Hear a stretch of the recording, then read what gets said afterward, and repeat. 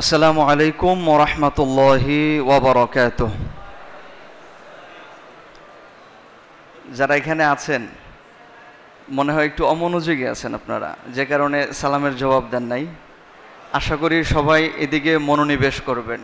আসসালামু আলাইকুম ওয়া রাহমাতুল্লাহি ওয়া বারাকাতুহু।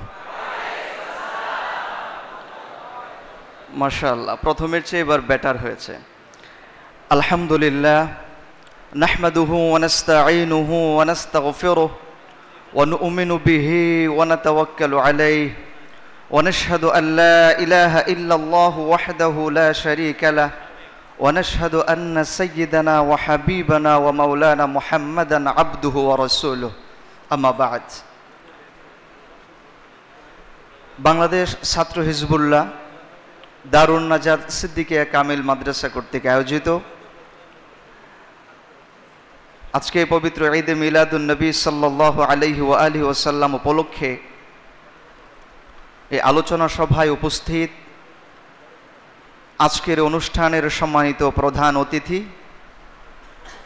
উপস্থিত রয়েছেন আমন্ত্রিত মেহমানবৃন্দ এবং আজকের অনুষ্ঠানের সম্মানিত সভাপতি, এবং আমার সামনে উপবিষ্ট রয়েছেন দারুন নাজাত সিদ্দিকিয়া কামিল মাদ্রাসার এলেম পিপাসু প্রিয় ছাত্ররা। আল্লাহ পাকের কাছে শুকরিয়া জ্ঞাপন করছি যে মনিব আমাদেরকে আজকের এই একটি পবিত্র অনুষ্ঠানে উপস্থিত হওয়ার তৌফিক আমাদের নসিব করেছেন। এজন্য আমরা অন্তর খুলে সকলেই পড়ি আলহামদুলিল্লাহ। আর একটু জুড়ে পড়ি আলহামদুলিল্লাহ। সম্মানিত প্রিয় ছাত্ররা, আজকে রাসূল আকরাম সাল্লাল্লাহু আলাইহি ওয়া আলিহি ওয়াসাল্লামের জন্মের মাসে প্রিয় নবী সাল্লাল্লাহু আলাইহি সাল্লামের জীবনী নিয়ে ধারাবাহিক আলোচনা হচ্ছে। আমি রাসূল আকরাম সাল্লাল্লাহু আলাইহি সাল্লামের এই মহান জীবনীতে আলোচনা করার মতো আমার মোটেও কোনো যোগ্যতা নেই। আমার ইতিপূর্বে যারা আলোচনা করেছেন অত্যন্ত সারগর্ভ জ্ঞানগর্ভ আলোচনা করেছেন কোরআন এবং সুন্নাহর আলোকে। আমাকে যে বিষয়টি দেওয়া হয়েছে রাসূল আকরাম সাল্লাল্লাহু আলাইহি ওয়া আলিহি ওয়াসাল্লামের হিজরাত এবং পরবর্তী 10 বছর, অর্থাৎ রাসূল সাল্লাল্লাহু আলাইহি ওয়াসাল্লামের হিজরাত এবং মদিনার জীবনের 10 বছর। এর অর্থ হচ্ছে রাসূল সাল্লাল্লাহু আলাইহি ওয়াসাল্লামের জীবনের যে একটি মৌলিক টার্নিং পয়েন্ট যেটি ছিল, এমন একটি গুরুত্বপূর্ণ অধ্যায় আমাকে দেওয়া হয়েছে যেটার মোটেও যোগ্যতা আমার নেই। তবে উপস্থিতি যারা রয়েছেন আমি বলবো যতটুকুন আমাদের পক্ষে সম্ভব এই বিষয়টা নিয়ে আমরা কথা বলবো ইনশাআল্লাহ। এখানে যদি আমরা একটু আলোচ্য সূচিটা আমরা একটু দেখি তাহলে আমরা বুঝতে পারি আমাকে যে বিষয়টি দেওয়া হয়েছে ভাগ হচ্ছে দুটি। আর একটি হচ্ছে রাসূল আকরাম সাল্লাল্লাহু আলাইহি সাল্লামের হিজরাত এবং হিজরাত পরবর্তী 10 বছর মাদানী জীবন। তাহলে ভাগ হলো কয়টা? আমার সাথে একটু কথা বলবেন কি, কষ্ট মনে না করে। কয়টা ভাগ হলো? আর একটা হচ্ছে রাসূলের হিজরাত এবং হিজরাত পরবর্তী হিজরতের 10 বছর, মানে মদিনার রাসূল সাল্লাল্লাহু আলাইহি সাল্লামের পূর্ণাঙ্গ জীবনটি। আমরা এই আলোচনাটি খুব অল্প সময়ের মধ্যে যেহেতু আলোচনা করব, আমি জানি যে রাসূল সাল্লাল্লাহু আলাইহি সাল্লামের প্রত্যেকটি হিজরার প্রতিটি বছরের আলোচনা 1 ঘন্টা নয়, 1 দিন ব্যাপী আলোচনা করাও অনেকের পক্ষে সম্ভব। কিন্তু যেহেতু এখানে আমরা মৌলিক বিষয়গুলোকে একটু টাচ করব, এজন্য আমি এটাকে সমানভাবে দুটো ভাগ করেছি গুরুত্বের দিক থেকে। হিজরাত এটা একটা এবং হিজরাতের পরবর্তী 10 বছর। আমি বলবো যে আমরা যখন রাসূল আকরাম সাল্লাল্লাহু আলাইহি সাল্লামের হিজরাতটাকে কল্পনা করি, আমরা শুধু বলি যে রাসূল সাল্লাল্লাহু আলাইহি সাল্লাম হিজরত করেছেন মক্কা থেকে মদিনায়, লম্বা একটা সফর। আবু বকর রাদিয়াল্লাহু তাআলা আনহু উনি সাথে ছিলেন, অনেক কষ্ট করেছেন, অনেকটা হেঁটেছেন, উঠে চড়েছেন এবং প্রতিকূল এক অবস্থায় উনি মদিনাতুল মুনাওয়ারায় গিয়ে পৌঁছেছেন। কিন্তু যদি আমি প্রশ্ন করি যে রাসূল সাল্লাল্লাহু আলাইহি সাল্লাম এই যে সফরটা করেছেন মোট কতদিন রেস্টে ছিলেন, এই সফরে মোট কয়দিন উনি রান করেছেন, এবং এই সফরটাতে রাসূলের সাল্লাল্লাহু আলাইহি সাল্লামের চলার পথ আর তৎকালীন গতানুগতিক পথ দুটা কি একরকম ছিল? ভিন্ন রকম ছিল। এটা যদি আমরা একটু চোখে দেখতে পারি যে পথটা কতটুকুন ভিন্নতা ছিল, হিজরতটা যে হয়েছে রাসূল সাল্লাল্লাহু আলাইহি ওয়াসাল্লামের কতটুকুন ভিন্নতা ছিল। তাহলে আমাদের পক্ষে হিজরতটাকে ইমাজিন করা, কল্পনা করা খুব সহজ হবে। আমি এজন্য চেষ্টা করব হিজরতের রোডটা আপনাদেরকে একটু দেখিয়ে তারপরে বলার জন্য। যারা এখানে দায়িত্বশীল আছেন একটু মেহেরবানি করে যদি বোর্ডটা এখানে দেন আমার জন্য একটু ভালো হয়।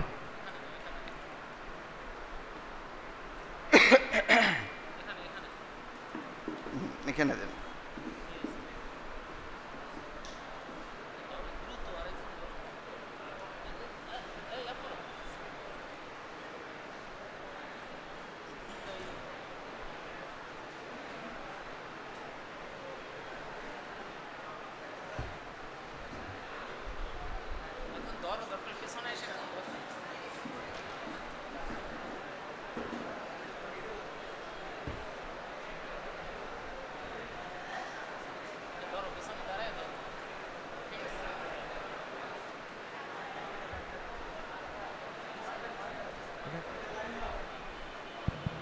হ্যালো হ্যালো, বোর্ড দেখা যায় না আপনাদের থেকে? আচ্ছা, মানে যদি কারো কষ্ট হয় আমার আলোচনা শুনলে আপনারা বুঝতে পারবেন, কারণ এটা তো মুখেও বলা যায়। আমি জাস্ট একটু সাথে দেখিয়ে দিচ্ছি, পার্থক্যটা এতটুকু, কিন্তু এটা মুখেও বলা সম্ভব। তবে আপনারা একটু সাইলেন্ট থাকবেন এবং কথাটা একটু মনোযোগ সহকারে শুনবেন। প্রথম আমি একটু এঁকে নেই এবং না বুঝলে আমাকে প্রশ্ন করতে পারবেন।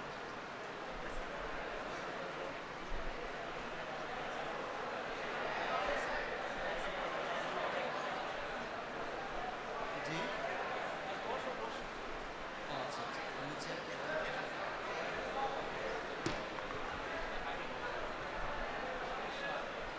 এবার দেখা যায়। একটু মুভ করেই চলতে হবে যেহেতু এটা দুই এক দিকে আছে। আচ্ছা, আপনারা বলেন তো আমি উপরে কি আঁকার চেষ্টা করছি? মসজিদে নববীর গম্বুজটা আঁকার চেষ্টা করছি, তাই না? একটু আন্দাজ করা যায় না? নিচে আমি যদি বলি আমি কি আঁকার চেষ্টা করছি, আপনারা বলেন তো কি হবে? এটা কিছুটা বোঝা যায় না? আচ্ছা, তাহলে এটা হচ্ছে কাবা আর এটা হচ্ছে মদিনা। এবার বলেন তো এই দুইটা কেন এঁকেছি আমি? আঁকার অর্থ হচ্ছে রাসূল যখন হিজরতটা শুরু করছিলেন মদিনা থেকে, তাই না? কোন জায়গা থেকে হিজরত শুরু হয়েছে? মক্কা থেকে শুরু হয়েছে না? আর যায় শেষ হয়েছে হলো ইরাকে, তাই না? কোন জায়গায় শেষ হয়েছে? মদিনা। এই জন্য আমি এই দুটা জিনিস এখানে রেখেছি। এখন আপনাদেরকে এটা বোঝার জন্য বুঝতে হবে, আপনি কল্পনা করুন এটা হচ্ছে মক্কা শহর, ওটা হচ্ছে মদিনা শহর। জানেন এই দুটোর মধ্যে ডিস্টেন্স কত? ডিস্টেন্স কয়েক রকমের হয়। ধরুন আমার থেকে এই পিলারটা কত ফিট দূরে হয়? ধরেন 15 ফিট। এখন আমি যদি এই পিলারে যাই এদিক দিয়ে হেঁটে, কারণ এদিক দিয়ে মনে করেন রাস্তাটা সমস্যা, এদিক দিয়ে হেঁটে হেঁটে পিলার পর্যন্ত গেলাম, আমার থেকে পিলারের দূরত্ব কত? এবার 30 ফিট, 20 ফিট, তাই না?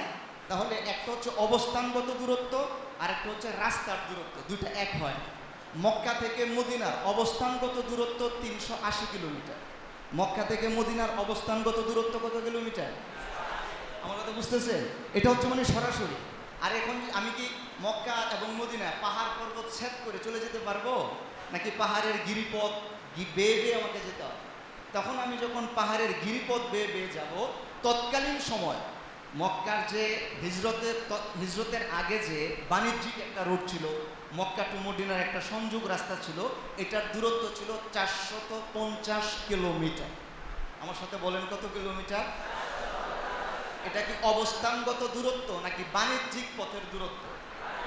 বাণিজ্যিক পথের দূরত্ব। আর অবস্থানগত দূরত্ব কত? 380 কিলোমিটার। তাহলে বোঝা যাচ্ছে রাসূলকে অন্ততপক্ষে 450 কিলোমিটার পাড়ি দিয়ে মক্কা থেকে কোথায় যেতে হবে? মদিনা। তবে কি এই পথটা দিয়ে ঠিক রাসূল গিয়েছিলেন? যাননি। কেন যাননি সেটা আমরা বলতেছি। কারণ যাবে কি করে? রাসূলকে আটকানোর জন্য এবং রাসূল সাল্লাল্লাহু আলাইহি ওয়াসাল্লামকে হত্যা করার জন্য কাফেররা 100 উট পুরস্কার ঘোষণা করছে। যদি বলা হয় যে 10 টাকা দেওয়া হবে, তাই তো অনেকে লাইন ধরে। আর যদি বলা হয় 100 উট, একটা উটের দাম বর্তমান বাজারে কমপক্ষে 5 লাখ টাকা। এবার 100 উটের দাম কি কত লক্ষ টাকা হয়? কোটি টাকা ছাড়িয়ে না? এই পুরস্কার ঘোষণা করলে কে না যাবে? তো রাসূল সাল্লাল্লাহু আলাইহি ওয়াসাল্লামকে হত্যা করার জন্য তো পাগল হয়েছিল কাফেররা। তো রাসূল সাল্লাল্লাহু আলাইহি ওয়াসাল্লাম নিজেকে সেভ করার জন্য স্বাভাবিক রুটে উনি যেতে পারেননি। তাহলে কোন রোডে গেলেন, রাসূল কত কিলোমিটার হেঁটে গিয়েছিলেন, আমি সেগুলো আপনাকে বলছি। দেখেন এখান থেকে আমি আগে বাণিজ্যিক রাস্তাটা আঁকি, তার আগে আপনাকে একটু বুঝতে হবে এই পাশে কি ছিল। এদিকে ছিল হলো একটা সাগর, এই সাগরটার নাম জানেন আপনারা? আরবিতে এটাকে বলা হয় বাহরুল আহমার। আমি একটু লিখি যেহেতু আপনারা মাদ্রাসার ছাত্র। বাহরুল আহমার মানে হচ্ছে রেড সি। কি সি?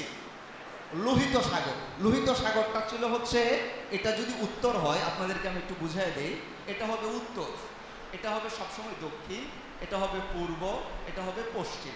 তাহলে বলেন তো দেখি, মক্কা থেকে লোহিত সাগরটা উত্তরে না পূর্বে? সেফ একটা ভুল উত্তর দিচ্ছেন, আমি তো এঁকে দিলাম, তাও বলতে পারবেন না কোন দিকে বলেন তো? পশ্চিম দিকে। তাহলে এবার আইডিয়া হচ্ছে না? তাহলে বোঝা গেল মক্কা থেকে লোহিত সাগরকে বাম দিকে রেখে রাসূল ঠিক মক্কা থেকে উত্তর দিকে যাবেন হচ্ছে মাদিনাতুল মুনাওয়ারা। বুঝতে পেরেছেন? এবার আমি আপনাকে রাস্তাটা একটু দেখাই। এই দিকে ছিল হচ্ছে স্বাভাবিক রাস্তা, যে রাস্তাটা পাহাড়ের আঁকা বাঁকা হয়ে তারপরে মাদিনাতুল মুনাওয়ারায় যেত। এইটা হচ্ছে রাস্তাটা হচ্ছে, এই দিকের রাস্তাটা হচ্ছে 450 কিলোমিটার। বলেন তো এই রাস্তাটা কত কিলোমিটার? এই রাস্তাটা কি নবীজির হিজরতের রাস্তা নাকি তৎকালীন বাণিজ্যিক রাস্তা? বাণিজ্যিক রাস্তা। রাসূলও কি এই রুটে যাবেন? না। রাসূল কিভাবে গেলেন দেখেন, রুট শুরু হয়েছে কাবা থেকে উত্তর দিকে, মদিনাও হচ্ছে উত্তর দিকে, এই জন্য এই দিকের রাস্তা ছিল।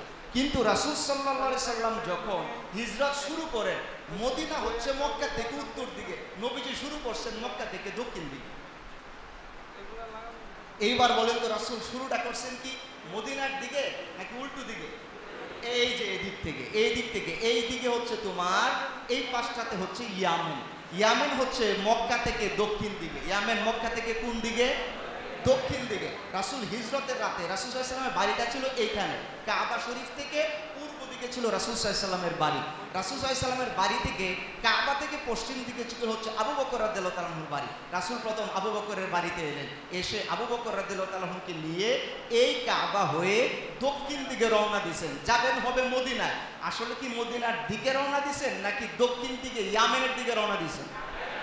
ইয়ামেনের দিকে। এবার প্রশ্ন হতে পারে কেন ওই দিকে গেলেন? কারণ তো সুস্পষ্ট, কাফেররা তো আগে থেকেই রেডি যে রাসূল অন্য সাহাবীদেরকে মদিনায় আগে পাঠিয়ে দিয়েছে, উনি কিভাবে যায় এটা আমরা দেখব। এই জন্য কাফেররা আগে থেকেই পথে পথে বিভিন্ন জায়গায় খবর ছড়ানো ছিটানো আছে যেন যেতে না পারে। রাসূল সাল্লাল্লাহু আলাইহি ওয়াসাল্লাম এমন এক টেকনিক অবলম্বন করলেন, কাফেররা বুঝতেই পারলো না যে রাসূল হিজরত করবেন, কারণ হিজরত করলে তো যাওয়ার কথা উত্তর দিকে, রাসূল যাইতেছেন কোন দিকে? দক্ষিণ দিকে। এই যে একটা জায়গা, এটা এখানে একটা পাহাড় আছে, এই পাহাড়টার নাম হচ্ছে সাউর, জাবালুস সাউর, মানে হচ্ছে সৌর পর্বত। আপনারা জানেন যে রাসূল সাল্লাল্লাহু আলাইহি ওয়াসাল্লাম আবু বকর রাদিয়াল্লাহু তাআলা আনহুকে নিয়ে সাউর নামক পর্বতের মধ্যে গিয়েছিলেন, এবং এই জায়গায় রাসূল কয়দিন ছিলেন জানেন? 3 রাত। কয় রাত ছিলেন? আমি একটু আপনাদেরকে আবার রাস্তাটা একটু দেখাই। এইবার এদিক থেকে সাউর পর্বত হয়ে রাসূল সাল্লাল্লাহু আলাইহি ওয়াসাল্লাম এই যে রওনা দিলেন, এদিক থেকে হয়ে এই জায়গাটা একটু কাছে এসে, একদম একটু কাছে এসে ক্লোজলি এখানে আবার দূরে যে এদিক থেকে আবার এদিকে এসে রাসূল সাল্লাল্লাহু আলাইহি ওয়াসাল্লাম এইখানে যে এই দিক দিয়ে কুবা হয়ে মদিনায় গেলেন। আমি যদি রাসূল সাল্লাল্লাহু আলাইহি ওয়াসাল্লামের পথটাকে ডাইরেক্ট এঁকে দেই তাহলে আপনাদের পার্থক্য করতে সুবিধা হবে, এই জন্য ওইটাকে ডট ইউজ করলাম আর এইটাকে আমি সোজা দাগ ইউজ করলাম যেন আপনারা একটু বুঝতে পারেন। এবার দেখেন রাসূল সাল্লাল্লাহু আলাইহি ওয়াসাল্লাম যে জায়গাটাতে গেলেন, রাসূলের পথটাকে আপনারা দেখতে পাচ্ছেন?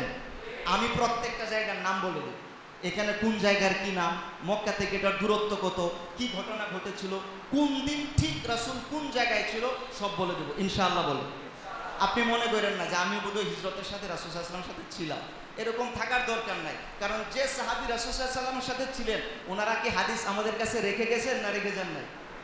সুতরাং আমরা জানি, হাদিস পড়লে মনে হয় যে হিজরতের রাস্তায় আমিও গিয়েছি, এতটা ক্লিয়ার এবং এতটা সুস্পষ্ট। আপনি দেখেন রাসূল সাল্লাল্লাহু আলাইহি ওয়াসাল্লাম যখন এই দিক থেকে আসেন, এই জায়গার একটা নাম আছে, এই জায়গাটার নাম হচ্ছে উসফান। এই জায়গাটার নাম সবাই বলেন তো? উসফান। এই জায়গায় একটা নাম আছে, এই জায়গাটাকে বলা হয় আমাজ, ওয়াদি আমাজ, আমাজ উপত্যকা।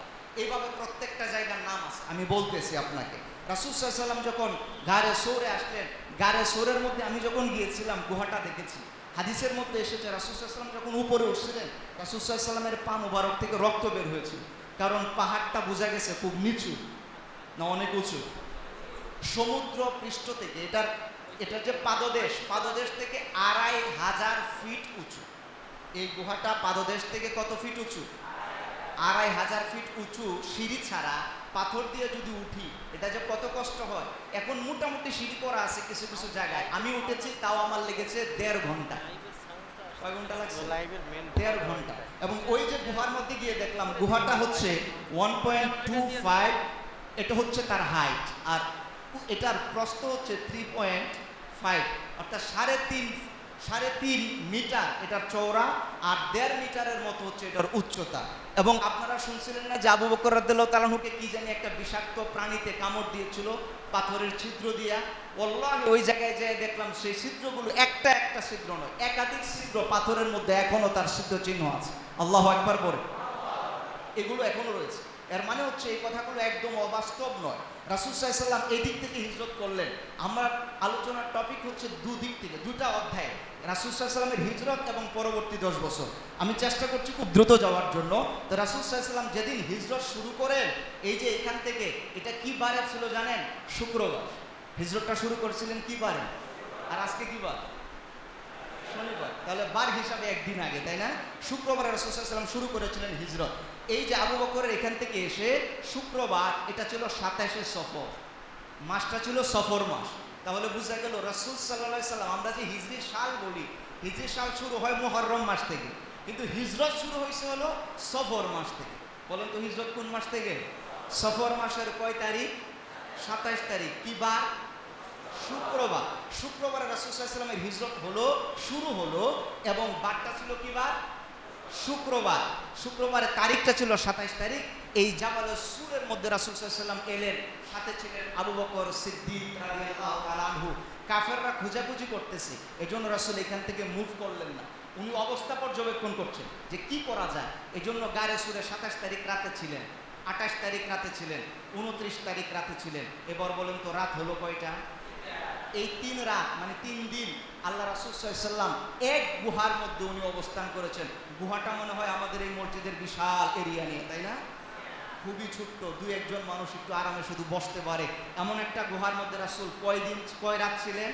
3 রাত। বোঝা গেল খুব সুখে দিন যাচ্ছিল। এই জন্য নাকি কাফেররা রাসূল সাল্লাল্লাহু আলাইহি ওয়াসাল্লামকে হত্যার ষড়যন্ত্রে লিপ্ত ছিল, এই জন্য হত্যার ষড়যন্ত্রে লিপ্ত ছিল। এই জন্য রাসূল সাল্লাল্লাহু আলাইহি ওয়াসাল্লাম 3 রাত এই জায়গায় আল্লাহ রাসূল সাল্লাল্লাহু আলাইহি ওয়াসাল্লাম ছিলেন।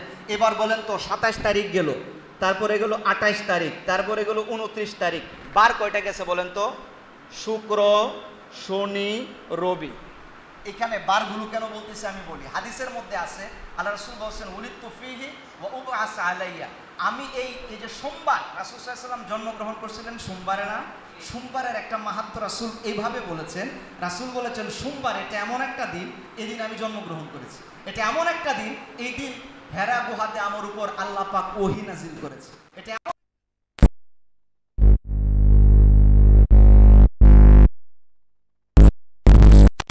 একটা সম্পর্ক আছে না? এটা বোঝানোর জন্য আমি বলতেছি। 27 তারিখ, 28 তারিখ, 29 তারিখ। তাহলে বার গেল কি কি? শুক্র, শনি এবং রবিবার। রাসূল গারে সোর হয়ে, গারে সোর ছিল আল্লাহ রাসূলের ঘর থেকে মোটামুটি 8 কিলোমিটার দূরে, অবস্থানগত 4.5 কিলোমিটার, রাস্তার দিক থেকে কয় কিলোমিটার? 8 কিলোমিটার। 8 কিলোমিটার পথ এসে, এখনো কিন্তু মূল পথ শুরু হয় নাই, গারে সোর হয়ে এই দিক থেকে রাসূল এসে আসফালু উসফান, হাদিসের মধ্যে এসেছে আসফালু উসফানে রাসূল সাল্লাল্লাহু আলাইহি ওয়াসাল্লাম একসাথে হলেন। আসফাল মানে হচ্ছে নিম্নভূমি। আসফাল মানে কি? আসফালু উসমান মানে উসমানের নিম্নভূমিতে রাসূল এসে ওই পথের সাথে অ্যাড হন। তাতে মোটামুটি 110 কিলোমিটার রাস্তা। এখান থেকে এখানে কয় কিলোমিটার রাস্তা? কিন্তু এটা হিজরতের রাস্তায় 110 কিলোমিটার, কিন্তু মৌলিক রাস্তা 110 কিলোমিটার নয়। মৌলিক রাস্তা হচ্ছে 70 কিলোমিটারের উপরে। কেউ বর্ণনা এসেছে যে 80 কিলোমিটারের হবে। 80 কিলোমিটারের মতো রাস্তা, কিন্তু রাসূলের জন্য হয়ে গেল 110 কিলোমিটার। কেন? কারণ রাসূল দক্ষিণ দিকে ঘুরে তারপরে এই দিক থেকে এসেছেন। আমার কথা কি সবাই বুঝতেছেন? এইবার দেখেন আসফালু উসমানের মধ্যে যখন রাসূল সাল্লাল্লাহু আলাইহি সাল্লাম এসেছেন, এই আসফালু উসমানের পরেই একটা উপত্যকা আছে, নাম হচ্ছে আমাজ উপত্যকা। আমাজের পরে আরেকটা উপত্যকা এখানে আছে, এটা হচ্ছে খালিস। এই উপত্যকার নামটা সবাই আমার সাথে একটু পড়েন, খালিস। আবার জোরে পড়েন, আরো জোরে বলেন। এই খালিস নামক উপত্যকাটা হচ্ছে রাসূলের পথে। আমি স্বাভাবিক পথের দূরত্ব আর বলবো না, আমার রাসূল কতটুকুন কষ্ট করেছেন আমি সেটা বলতে চাচ্ছি। আল্লাহ রাসূল হিজরতের শুরু থেকে নিয়ে খালিস পর্যন্ত আল্লাহ রাসূল সাল্লাল্লাহু আলাইহি ওয়াসাল্লামের জন্য ছিল 170 কিলোমিটার। কত কিলোমিটার? 170 কিলোমিটার রাস্তা খালিস।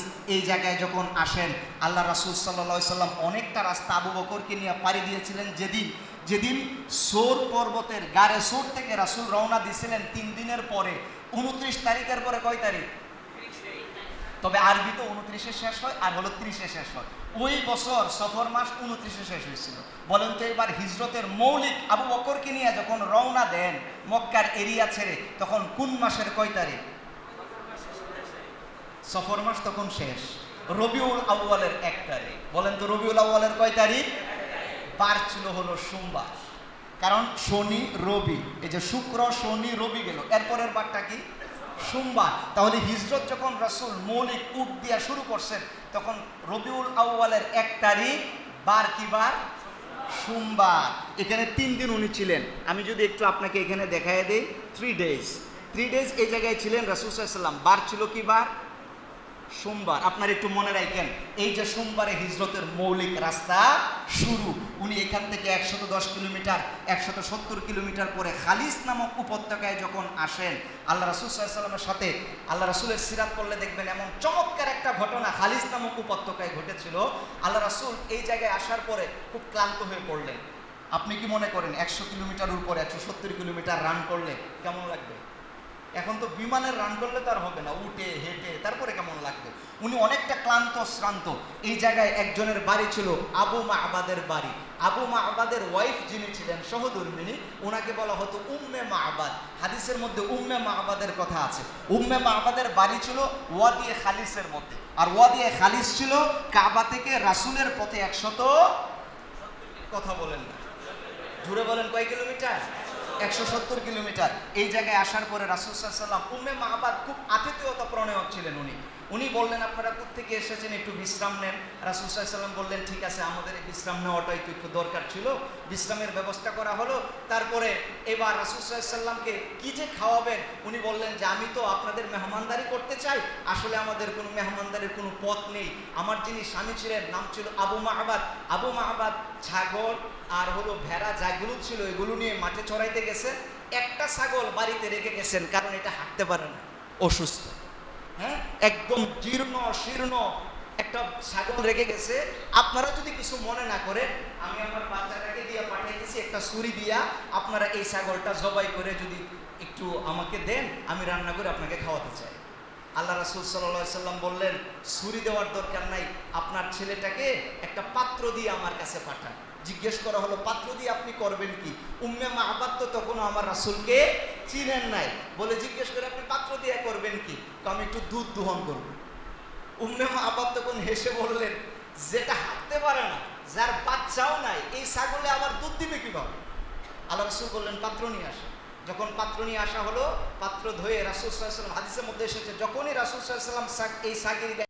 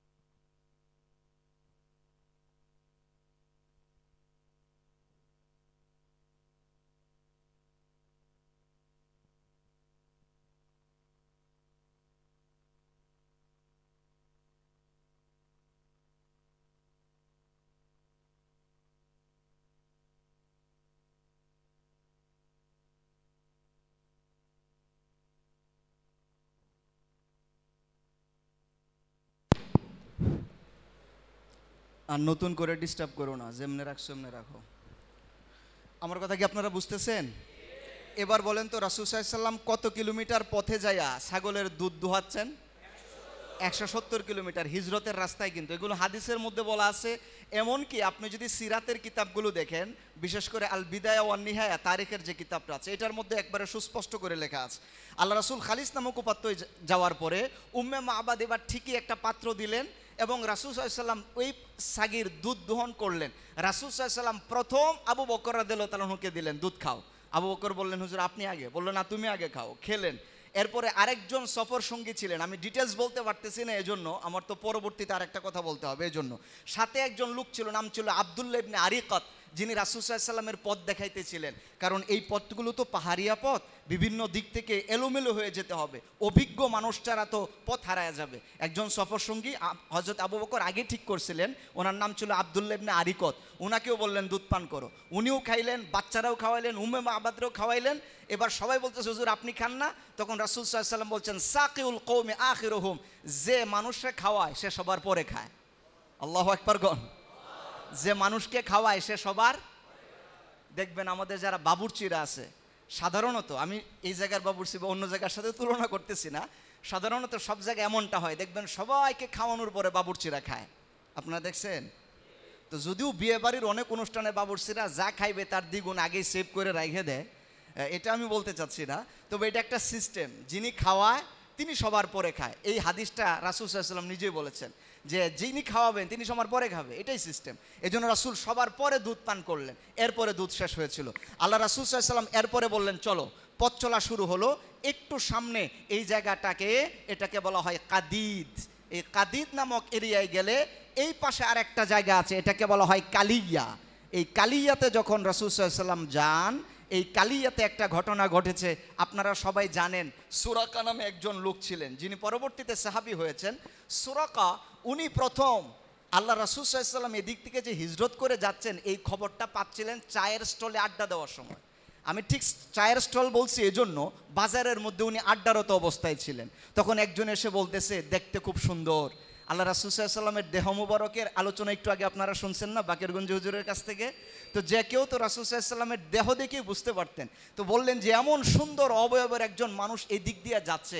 সুরাকা ছিলেন খুব বুদ্ধিমান। উনি বললেন, ও তাহলে কি উনি সেই ব্যক্তি যাকে হত্যা করার জন্য মাত্র কয়টা উট দেওয়া হবে? ওনার ভিতরে লোভ ঢুকছে।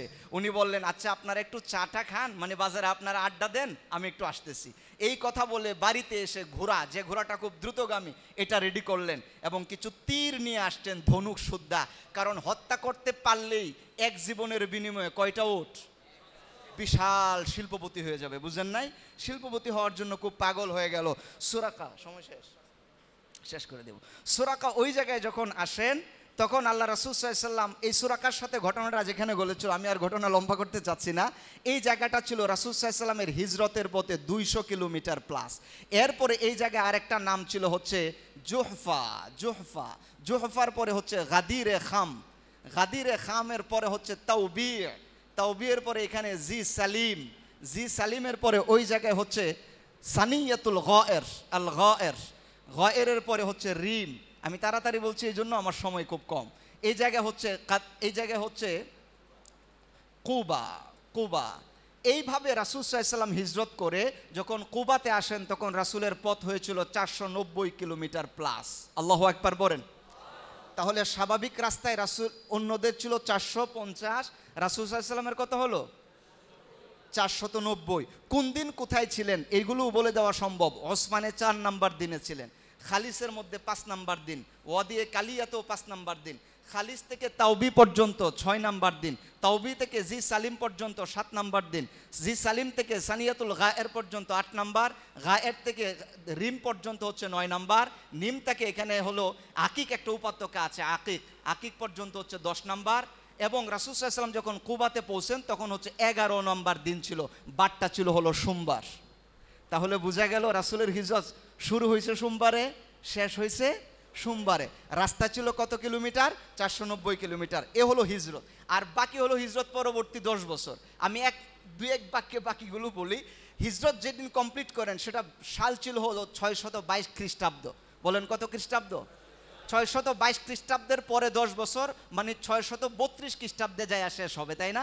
আমি কোন বছর কি ঘটেছিল 10 বছর এটা বলে আমি আলোচনা শেষ করছি, যেহেতু সময় 5 মিনিট। রাসূল সাল্লাল্লাহু আলাইহি ওয়াসাল্লাম 622 খ্রিস্টাব্দে হিজরত করেন। হিজরত করে যখন মদিনায় যান 623 খ্রিস্টাব্দে মদিনার সনদ রচনা করেন। আপনারা সবাই জানেন পৃথিবীর ইতিহাসে সর্বপ্রথম লিখিত সংবিধান দ্য চার্টার অফ মাদিনা, মদিনার সংবিধান। আল্লাহ রাসূল 53টি ধারা দিয়া মদিনার আউস, খাজরাজ, ইহুদি, নাসারা যত পৌত্তলিক ছিল সবার মধ্যে এমন এক সমতা নিয়ে এসেছেন, গোটা পৃথিবীর ইতিহাসে এই সনদটা এত গ্রহণযোগ্যতা পেয়েছে যে বলা হয়েছে পৃথিবীর শুরু থেকে নিয়ে আল্লাহ রসুল পর্যন্ত সর্বপ্রথম একটা লিখিত চুক্তিনামা যেটা ছিল সেটা হচ্ছে রাসূল সাল্লাল্লাহু আলাইহি ওয়াসাল্লামের লিখিত মদিনার সনদ। আল্লাহু আকবার পড়ে। আল্লাহ রাসূল সাল্লাল্লাহু আলাইহি ওয়াসাল্লাম মদিনার সনদ 623 খ্রিস্টাব্দে রচনা করেন। মদিনার সনদ নিয়েও যদি 1-2 ঘন্টা কথা বলা সম্ভব, 53টি ধারা ছিল। এটা গেল 623। 624 খ্রিস্টাব্দে কাফেররা যখন চিন্তা করলো আমাদেরকে ফাঁকি দিয়ে তো রাসূল চলেই গেলেন, মুসলমানের সংখ্যা তো বাড়তেছে, এদের সাথে যুদ্ধ হবে। এবার যখন যুদ্ধ ঘোষণা করলো, আপনারা জানেন বদরের প্রান্তরে 624 খ্রিস্টাব্দে যুদ্ধ হয়েছিল, এটা ছিল বদর। আপনারা জানেন বদর হচ্ছে মক্কা থেকে 360 কিলোমিটার। কত কিলোমিটার? কলিজা দেখছেন কাফেরদের? মক্কা থেকে 360 কিলোমিটার পথ আগায়া মদিনা থেকে কাছে, ওইখানে গেছে রাসূলকে মারার জন্য। কলিজা কি ছোট না বড়? বেয়াদবির মাত্রা কি কম না বেশি? অনেক বেশি না?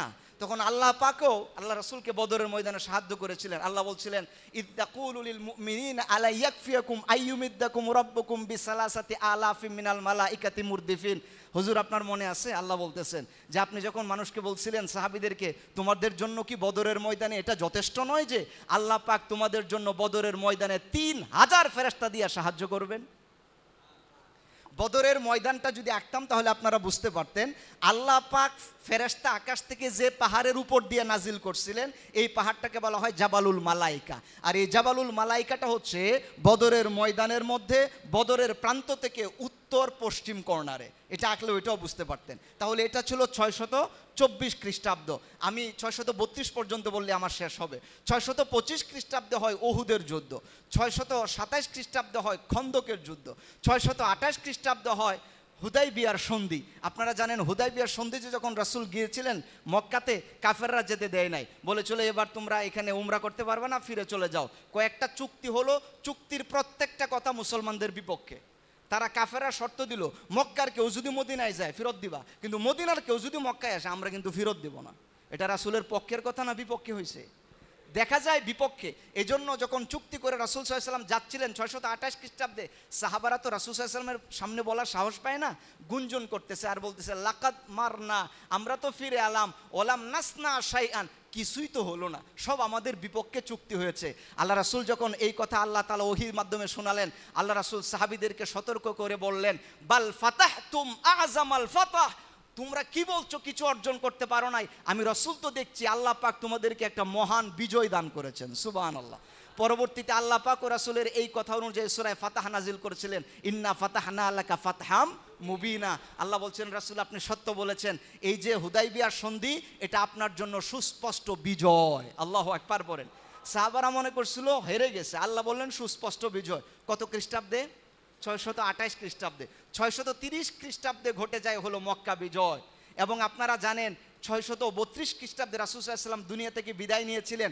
এই যে 10 বছরে, আর 2-1টা বাক্য বলে আমি শেষ করতে চাচ্ছি, এই 10 বছরের প্রথম 6 বছরে রাসূল সাল্লাল্লাহু আলাইহি ওয়াসাল্লামের সাথে ইসলামের সাথে অমুসলিমদের যুদ্ধ সংগঠিত হয়েছিল 50টি। এবং এই 6 বছরের পরবর্তী 2 বছর অর্থাৎ 7 এবং 8 হিজরি এই সংখ্যাতে 22টি যুদ্ধ সংগঠিত হয়। এবং পরবর্তী 3 বছর রাসূলের ইন্তেকাল পর্যন্ত আরও 18টি যুদ্ধ সংগঠিত হয়।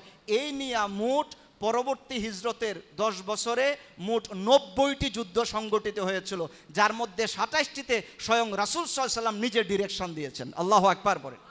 এই ছিল রাসূল সাল্লাল্লাহু আলাইহি ওয়াসাল্লামের মদিনার এই 10 বছরের জিন্দেগি। আমি খুব শর্ট প্যারাতে আপনাদের কাছে শেষ করছি।